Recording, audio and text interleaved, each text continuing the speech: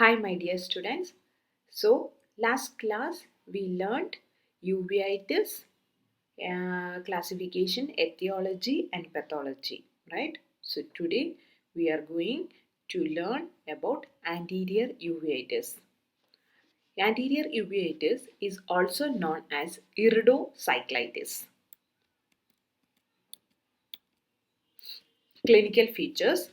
Though anterior uveitis is almost always present as a combined inflammation of iris and ciliary body, that is iridocyclitis. Iris and ciliary body, that is iridocyclitis.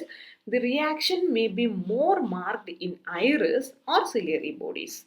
So anterior uveitis always present in combined inflammation both in the iris and ciliary body. I hope you remember the anatomy of uveal tract.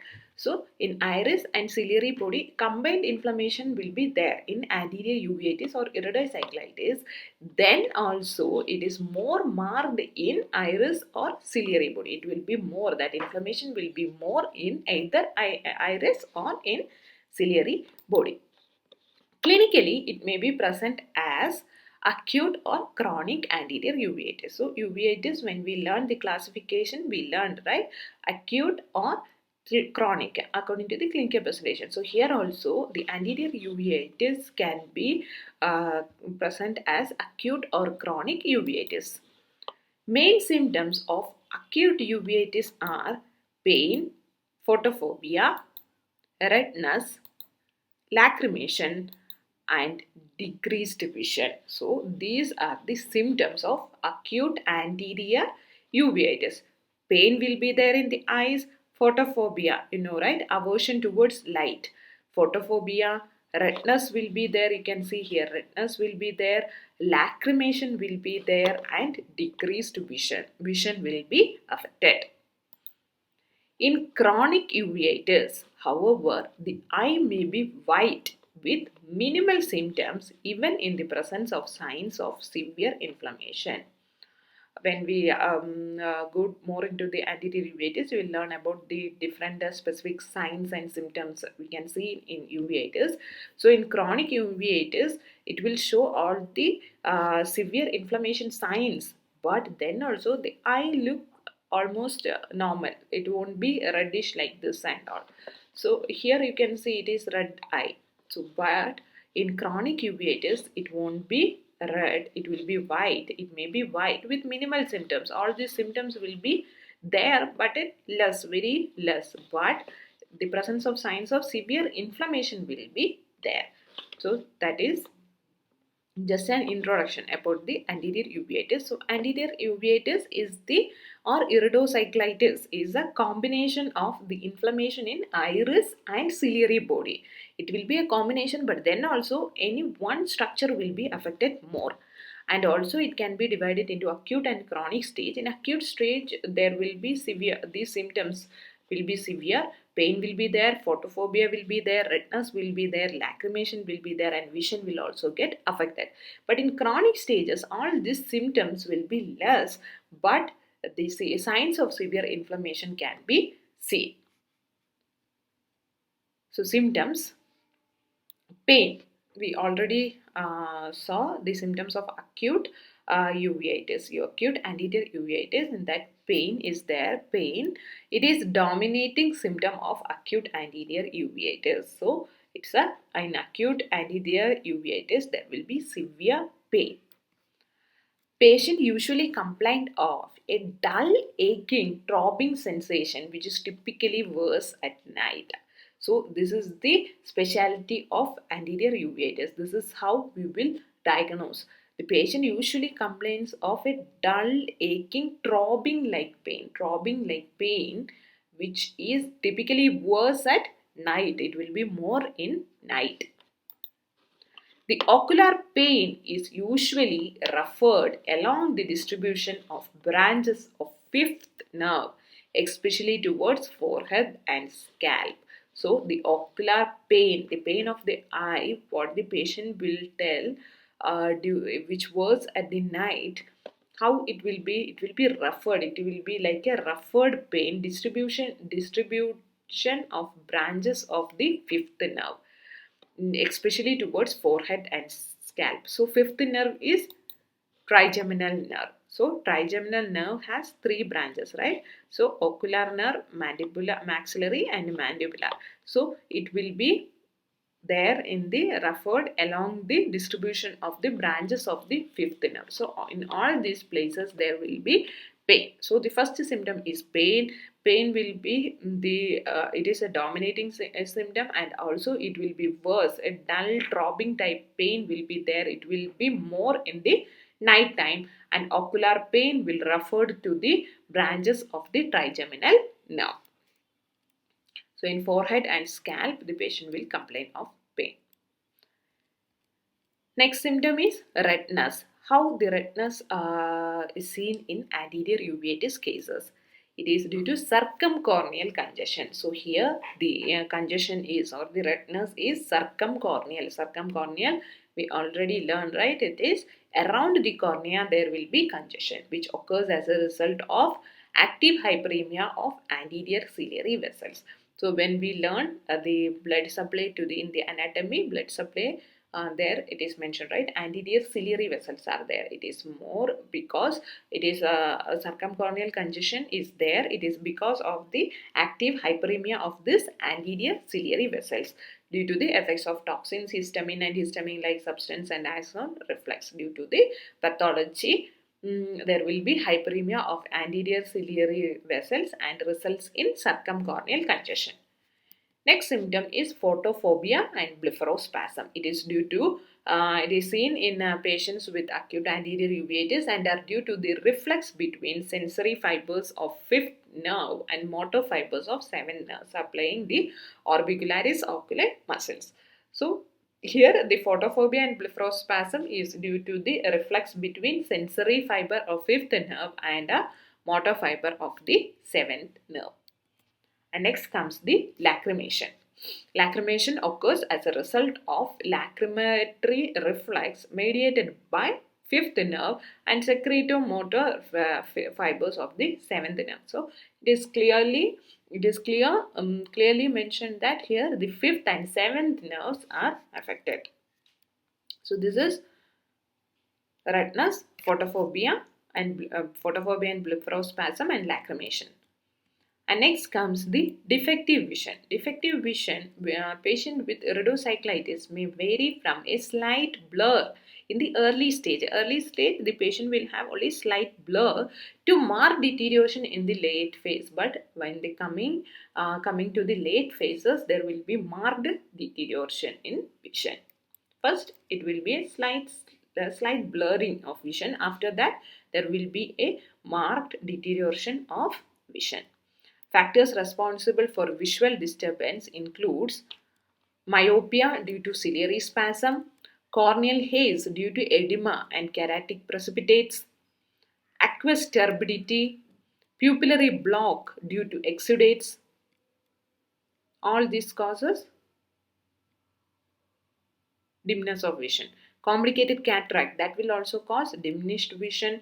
Vitreous haze, there will be haziness in the vitreous region also. Cyclitic membrane, this we learned in the pathology, right? The exudates forms a membrane beneath the lens that will also cause dimness of vision. Associated macular edema. Macula is the place where the image is forming, right? In the retina, in the macular part only the image is forming. So that if there is edema, then it will be blurred vision, papillitis or secondary glaucoma. So these are the reasons for blurred vision or diminished vision. So these are the symptoms of anterior uveitis. So pain, redness, blepharospasm and photophobia, then blurriness of vision and lacrimation. Next comes the signs of anterior uveitis. Slit lamp biomicroscopic examination is essential to elicit most of the signs of uveitis, because in the outer surface means or outer structures means we can use the torchlight or any other headlamp or something like that, and we can see the abnormalities. but if it is going deeper, we can't see with a torch. So at that time, we have to use slit lamp biomicroscopy only.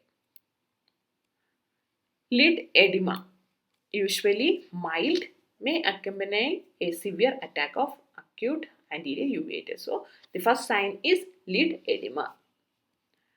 Circumcorneal congestion that we already saw, there will be around the cornea. It's marked in acute iridocyclitis and minimal in chronic iridocyclitis. It must be differentiated from superficial congestion occurring in acute conjunctivitis. So like this, you can see around the cornea there will be congestion. This is known as circumcorneal congestion. Next comes the corneal signs that includes, so first we told about the lid edema, then the congestion, after that corneal sign. In cornea, what all things you can see? That include corneal edema, KPs, that is keratic precipitates, and posterior corneal opacity. In posterior part of the cornea, there will be opacity. So we will see that in detail. Okay. So first one is corneal edema. It is due to toxic endothelitis and raised intraocular pressure when present. So there will be edema of cornea.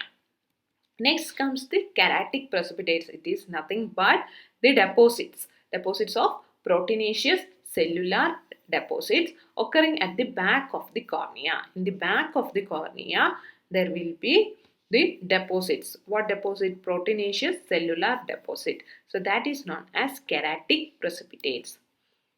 So these following types of KPs may be seen. First one is mutton fat KPs, that is seen in granulomatous iridocyclitis. Second one is small and medium KPs, that is granular KPs, that is seen in non-granulomatous uveitis. And third one is red KPs. RBCs also take part in composition. That's why it is red in color and called as red KPs. And last one is old KPs. These are sign of healed uveitis. It was there earlier. Uveitis was there earlier and it got healed. So these are the types of KPs. So first one is mutton fat. Second one is small and medium KPs. Third one is red KPs. And fourth one is old KPs, that is seen in healed uveitis.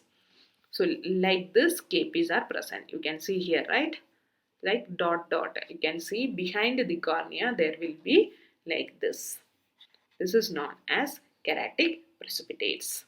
So these are nothing but proteinaceous cellular deposits occurring at the back of cornea. That is known as keratic precipitates. Okay, these are the specific signs of uveitis. Okay, these are the factors which help us to diagnose it very fast. So we mentioned lid edema will be there. Second one, circumcorneal congestion, that is in acute iridocyclitis only. Then we came to the corneal signs. In that, first one was corneal edema, second one was keratic precipitates, and third one was posterior corneal opacity. Next comes the anterior chamber signs. In anterior chamber, that is, anterior chamber is filled with aqueous humor. So there, aqueous cells and aqueous flare can be seen. So what is aqueous cells? It is the early feature of iridocyclitis. The cells should be counted in an oblique slit lamp beam. So cells we can see, it is nothing but the exudates only. It can be seen in the anterior chamber in the aqueous humor. So in a slit lamp biomicroscopy, in the oblique beam, if the light is given obliquely, we will see straight, and the light source will be obliquely, that is oblique slit lamp beam. So if we put in that setting, we can see this, we can see and count these cells. And aqueous flare, it is due to leakage of protein particles into the aqueous humor from damaged blood vessels. So if there is an inflammation, there will be damages to the blood vessels, and that exudates will come into the, there will be leakage of proteins into the aqueous humor from the underlying or beneath structures.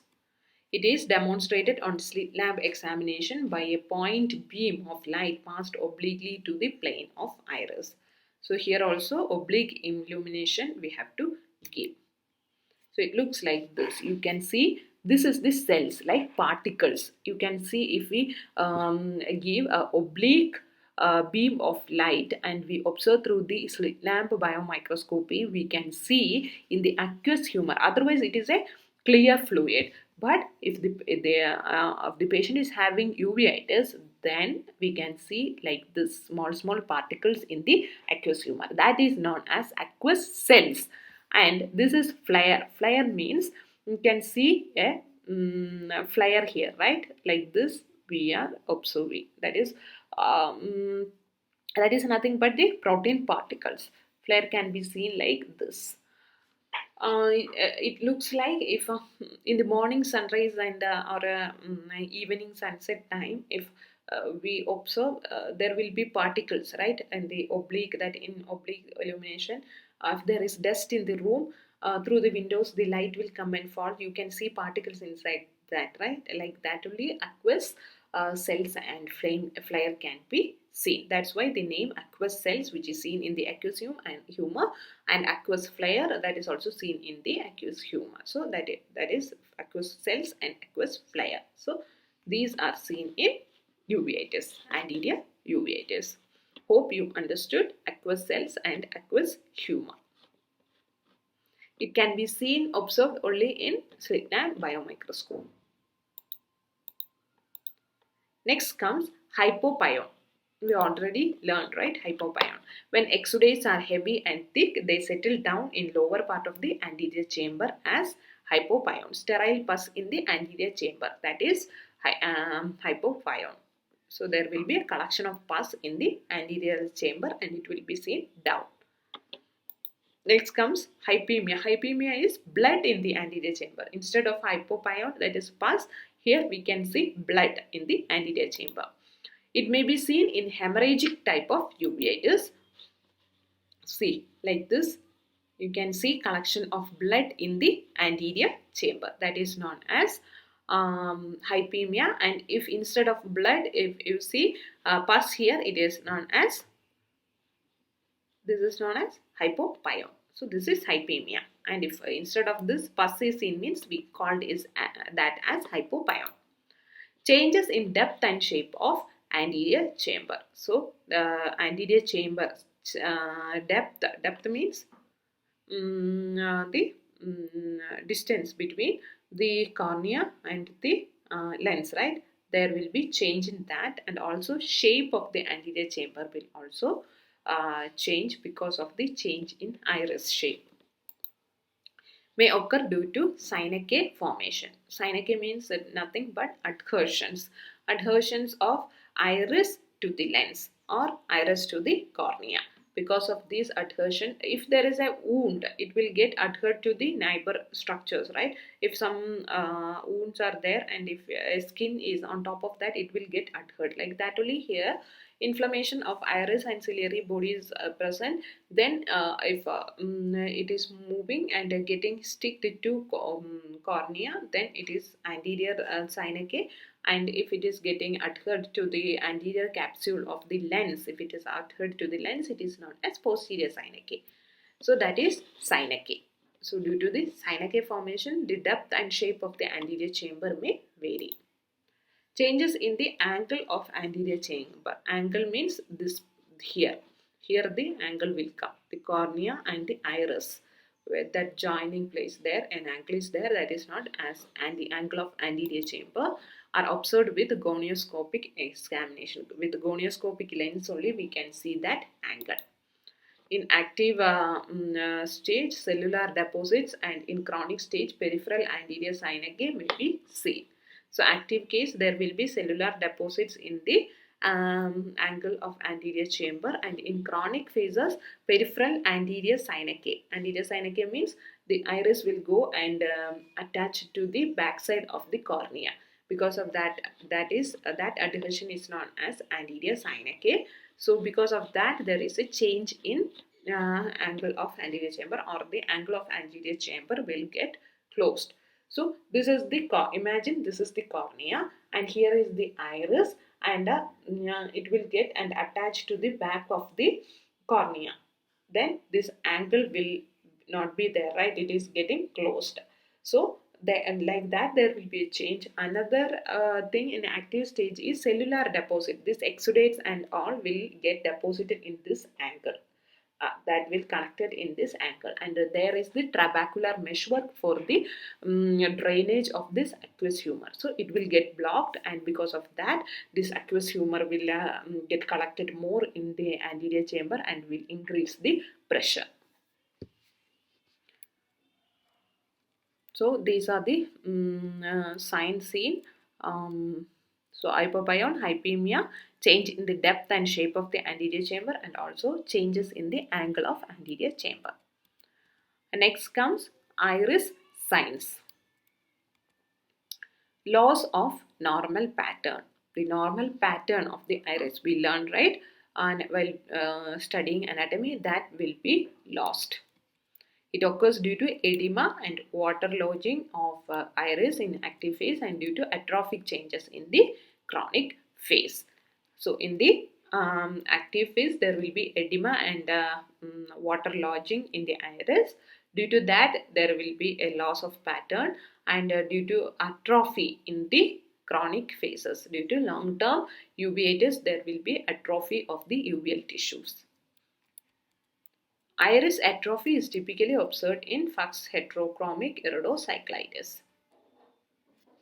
So you can see here, this is not like a normal iris, right? So this is the adhesion of iris to the posterior structure. Posterior structure of iris is lens. So here you can see this is Synapse. This iris is getting adhered or attached to the lens, and the shape of the iris is changed. This is known as festooned iris. Festooned iris. The shape, altered shape, and the pattern will also not there. It's gone. This is a dilated pupil. That's why we can see underneath this posterior synapse. Changes in iris color. There will be change in iris color also. Iris usually becomes muddy in color during active phase and may show hyperpigmented and depigmented areas in healed stages. So in active phases we can see muddy iris, and and may also show hyperpigmented and depigmented. In healed stages we can see depigmented areas also, and also we can see hyperpigmented area also where there is inflammation. Iris nodules. Two types of nodules are there. These occurs typically in granulomatous uveitis. So this iris nodules are seen in granulomatous uveitis, Koppe's nodules, and Busacka's nodules. So Koppe's nodules are situated at the pupillary border. In the border we can see Koppe's nodules and may initiate posterior synapse, and Busacka's nodules situated near the Busacka's nodules situated near the collarata. We know where the collarata is. That is a zigzag like structure, right, which will divide the iris. So that collarata, near the collarata is Busacka's nodules. They are nodules, and they are large but less common than Koppe's nodule. The Koppe nodules are more common. So this is in the pupillary margin. If you see the nodules, you can see, right, these are the nodules. If in the pupillary margin you're seeing, this is known as Koppe's nodules, and in the collarata, this place, if in the collarata there is nodule, that is known as Busacka nodule. You can see here also the Koppe's nodules, and in the collarata, this portion, if nodules are seen, that is known as Busacka's nodules. So these are the two types of iris nodules. Then posterior synapse.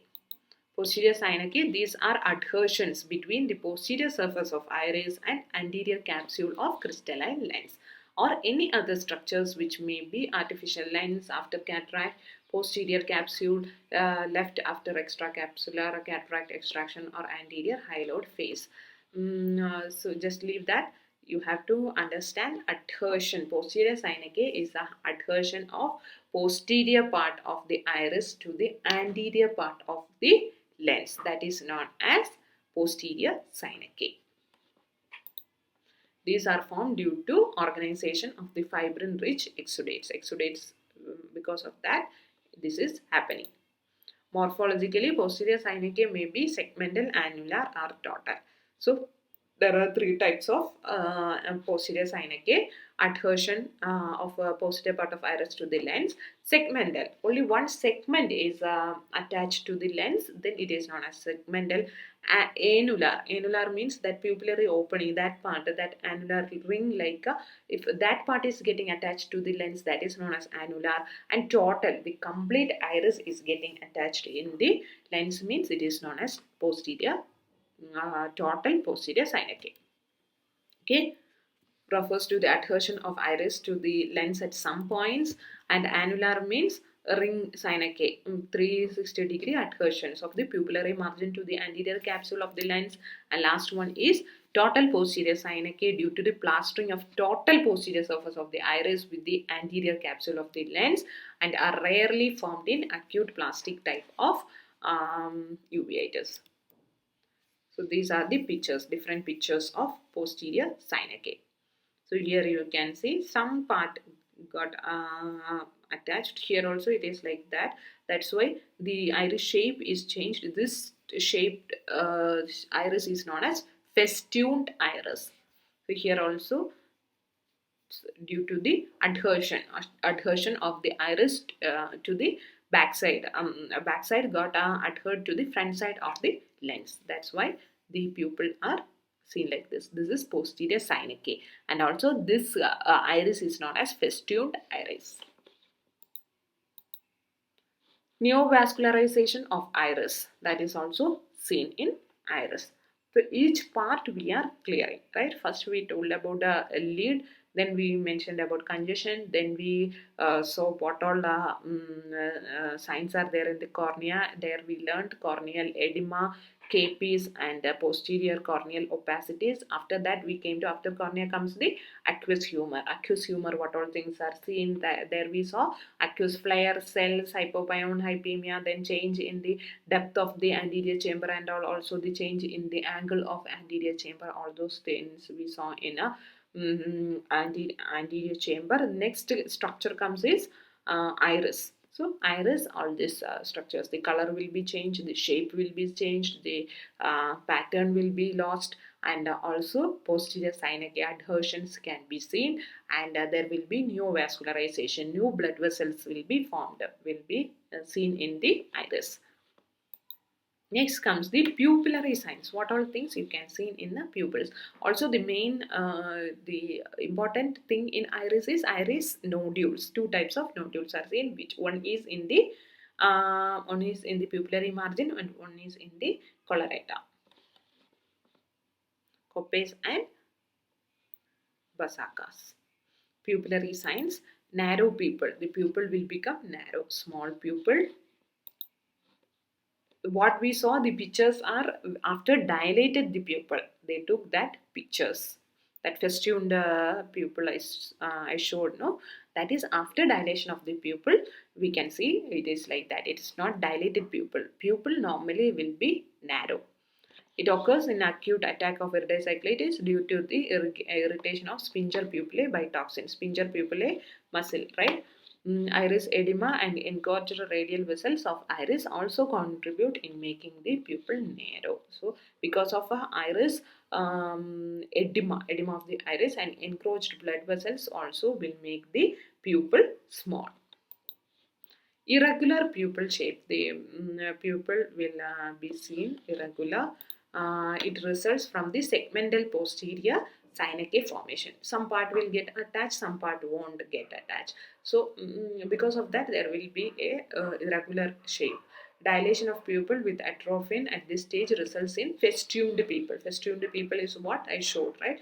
A irregular margin. It's not a circle or round shaped pupil. There you can see a irregular shaped pupil. That pupil is known as festooned pupil. Ectropion pupillae, eversion of pupillary margin. The pupillary margin, when you learned in eyelid, you had learned this one, right? Ectropion and entropion. So here also ectropion pupillae. So the eversion of outward turning of pupillary margin, that is ectropion. It may develop due to contraction of fibrinous exudates on the anterior surface of the iris. Pupillary reaction becomes sluggish. The pupillary reaction we will check, right? During the examination of eye, we will check how the pupil will react, how it will dilate and constrict. So that will become sluggish in this case, or may be absent due to edema and hyperemia of iris, which hampered its movement. Sometimes it will be absent, sometimes it will be sluggish. It is because of the edema and hyperemia of the iris that will restrict the movement. Occlusio pupillae results from the pupil is completely when the pupil is completely occluded due to the organization of exudates across the entire pupillary area. If the entire pupillary area is covered with the exudates, that is known as occlusio pupillae. So, when the pupil is fully covered with these exudates. Changes in the lens, that is about the pupil. So pupil that will become small, the response will be sluggish, and the irregular pupil, it is known as festooned pupil. And also the last one, what do we mention? Reaction, and the pupil will get occluded with this exudates. So these are the pupillary signs. Next comes the lens. After pupil comes the lens. Changes in the lens. Pigment dispersal on the anterior capsule of the lens is almost of universal occurrence in the case of anterior uveitis. So the anterior part of the lens will get pigmented. Exudates may be deposited in the lens in cases with acute plastic iridocyclitis. So in iridocyclitis, they deposit, like how we saw in the cornea backside, how the KPs are seen or keratic precipitates are seen. The exudates will get and stick like that. In the anterior part of the lens also, it will get sticked. So that is known as exudates may be deposited on the lens. So pigmented and exudates can be seen on the anterior surface of the lens. These are then a complicated cataract may develop as a complication of persistent iridocyclitis. That is a complication. If iridocyclitis is persisting for a long time, then there will be a chance of getting complicated cataract. So that was the changes seen in lens. Next comes the vitreous. Vitreous, anterior vitreous may show exudates and inflammatory cells after an attack of acute iridocyclitis. So only in the anterior part of the vitreous we can see some exudates. After the lens, it will reach the anterior part of the vitreous also.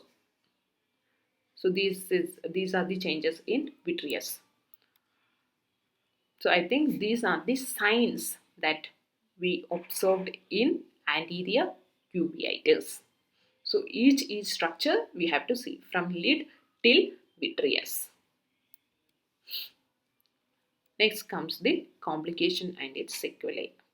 So I hope you understood the signs. That is, those are the specific signs seen in uveitis.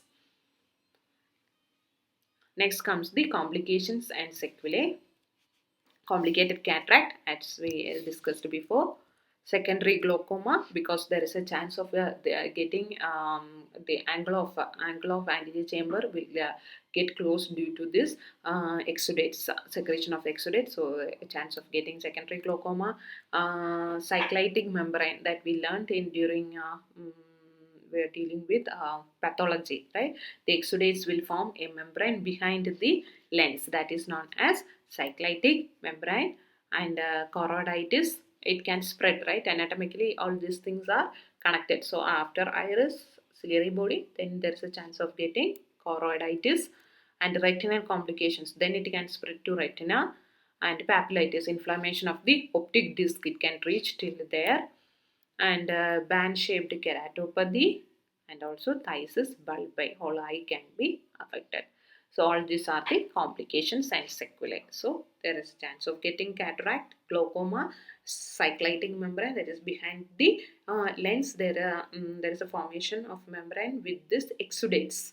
From this inflammation, choroiditis, or it can spread from ciliary body to choroid, or from there to retina, then from there to optic disc, then band-shaped keratopathy and phthisis bulbi. All these are the complications of uveitis. Next comes the differential diagnosis, acute red eye, or the red eyes we can say granulomatous versus non-granulomatous uveitis. And granulomatous, all things are there, non-granulomatous uveitis. So that we have to differentiate. And etiological differential diagnosis. Last class we saw that one, right? Etiological classification. In classification of uveitis, etiological uveitis are mentioned. So in between that we have to differentiate. So that is a differential diagnosis. Next comes investigations. Investigations we have to do to understand the underlying pathology. Mainly this is coming as a secondary to some systemic disorders. So that we have to find out. For that we have to do first hematological investigation. In that we have to do TCDC for the general awareness about the inflammation. ESR, that is also for chronic inflammatory condition, blood sugar level for ruling out diabetic mellitus, blood uric acid for ruling out gout patients, serological test for syphilis, toxoplasmosis, histoplasmosis to rule out all these conditions. Then test for anti-nuclear antibodies. Anti-nuclear ANA is for autoimmune diseases, Rh factor, LE cells, that is also lupus erythematosus, right? SLE like condition we have to rule out. For that LE cells we have to see.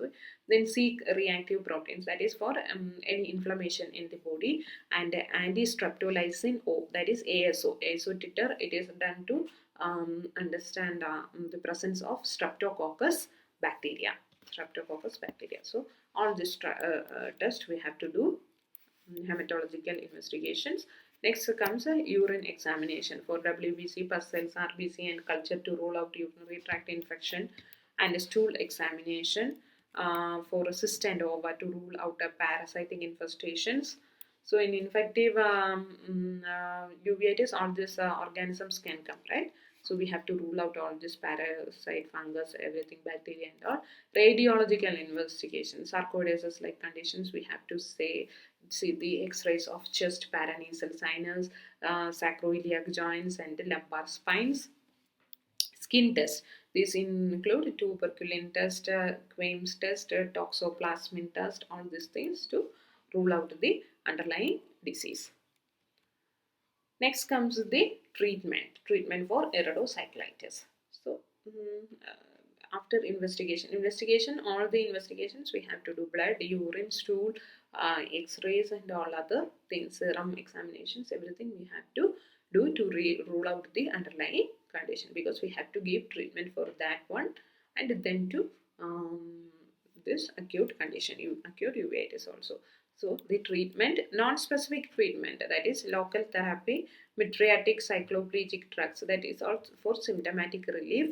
Corticosteroids, broad spectrum antibiotic drops can be given locally. Systemic therapy, internally is corticosteroids, non-steroid anti-inflammatory drugs and immunosuppressive drugs can be given. And physical measures like hot fermentation and dark goggles to avoid for pain and inflammation, we can give hot fermentation. To avoid photophobia, we can ask them to use dark goggles. And specific treatment of the cause. After investigation, we will get to know which is the underlying pathology, which is the underlying disease that is causing this uveitis. So specific treatment for that we have to be given. Okay, so that is about iridocyclitis or anterior uveitis. Hope you understood uveitis completely from the beginning. Last class we dealt with classification, etiology and pathology. Today we learned anterior uveitis, like the clinical features, signs, symptoms and differential diagnosis, its complications, investigations and treatment for uveitis. Hope you all understood this portion. Thank you.